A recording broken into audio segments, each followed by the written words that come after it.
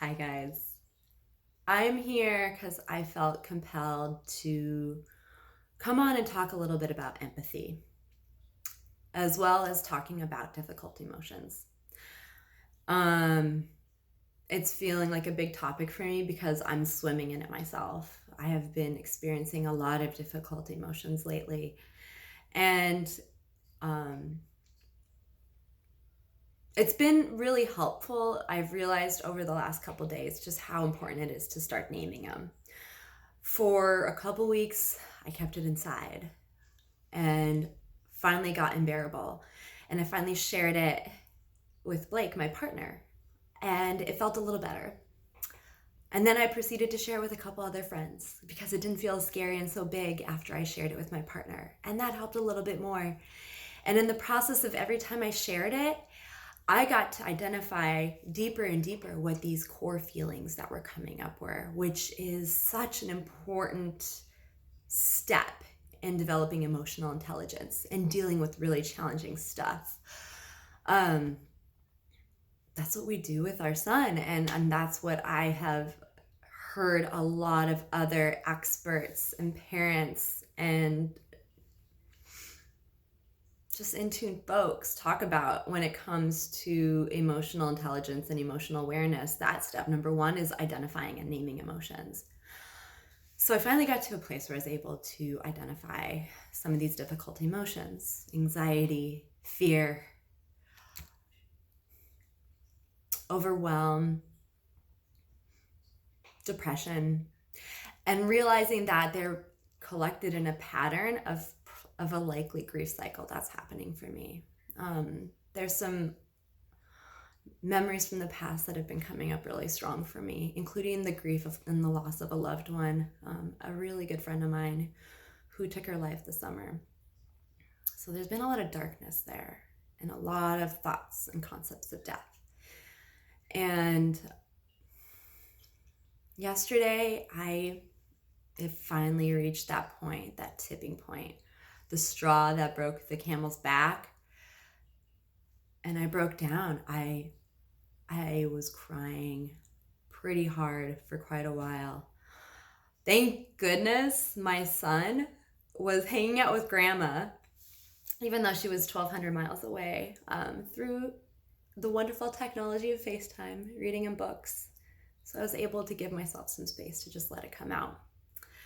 And it came out a little bit in some sideways ways that morning. It wasn't like directed at the appropriate cause. And that, I don't know if you guys have ever experienced that, where something's bubbling up inside of you and it's easy to blame these external things, or convince ourselves that it's really just about the fact that, like, the house hasn't been vacuumed in a couple weeks, or like that person looked at me this way, or that person talked to me this way, when really that's not the core or the foundational or the root cause issue at all.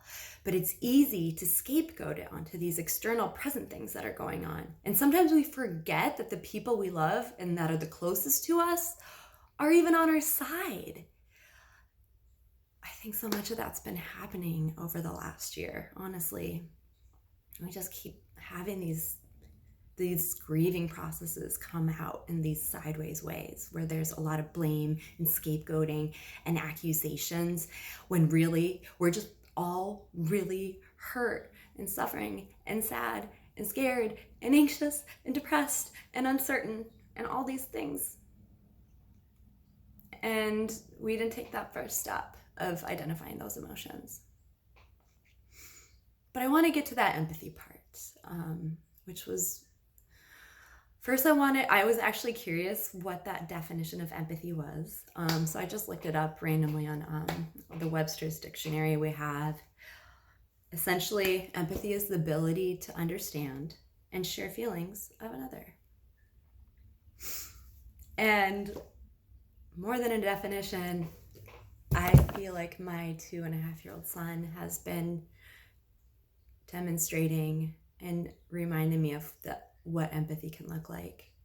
He saw me really suffering yesterday morning, and I came up to him on the floor and I was like, "Leo, I'm so sorry. I'm just feeling so scared and nervous right now."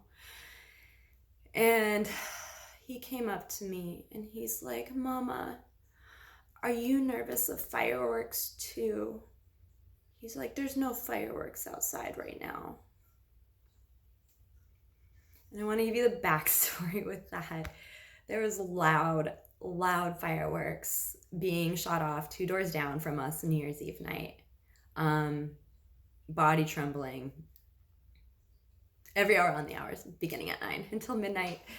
I actually wrote about it in a blog of mine that I recently did called A Narrative on Care, where I write about the experience of the fireworks, because my son is terrified of them. Arguably, he's got a little bit of PTSD from it because he talks about them every single day, many times during the day. And it's been hard to like calm him down at times, but he's really doing really well. I don't know if it's PTSD. I think it's just a regular stress response to something that abrupt to the entire nervous system. You can find that blog on my website, journeyhomehealing.com, if you want to read more about that. But he saw me struggling, and what he did was he demonstrated empathy. He took his own experience where he felt scared and nervous because he heard that I was feeling that way. And he used his own orientation and his own experience, felt it, and empathized with me. And even in his way, he's like, are you scared of fireworks too? I was like, oh, love, it's not the fireworks for me, but thank you, because you are understanding how I feel. And I think that it really brought to light the power of imagination when it comes to empathy. He was imagining how the last time he felt scared and nervous, and he remembered it was with fireworks. And in his imagination, he imagined that's how I was feeling. And then, of course, the fireworks piece carried over. And I just felt so seen by him. In one of my hardest days of the year yet, it's only been 14 days, he was able to use his imagination and understand where I was coming from and understand that it was okay that I was upset because there was a valid reason for it. And it just makes me wonder about some of our struggles with, I think about some of my adult relationships, the relationship with my partner, the relationship with my family, my parents, my brothers, my sister-in-laws, my friends, my community, locally as well as at large. I think about even the larger community of those of you who have had a work relationship with me somehow, and where I am able to practice empathy and where I might be falling short with it. And when I think about those times where I'm potentially falling short, it's because I forgot to invite in the step of imagination. And also likely because I maybe didn't do that first initial step of just simply identifying and feeling the emotions that are coming up. So I felt like this was a really important lesson to get on here and share so vulnerably. So whether you're dealing with someone in front of you, whether they're one, whether they're in their 90s, what is holding you back from practicing empathy? And what can you call in and invite in? I think one more thing I want to add is that oftentimes when I'm swimming in difficult emotions, I find that these experiences gift me with a deeper capacity to be more empathetic to those who struggle and are suffering in my future path forward. I have been humbled and almost grateful for my experiences up until now because of that.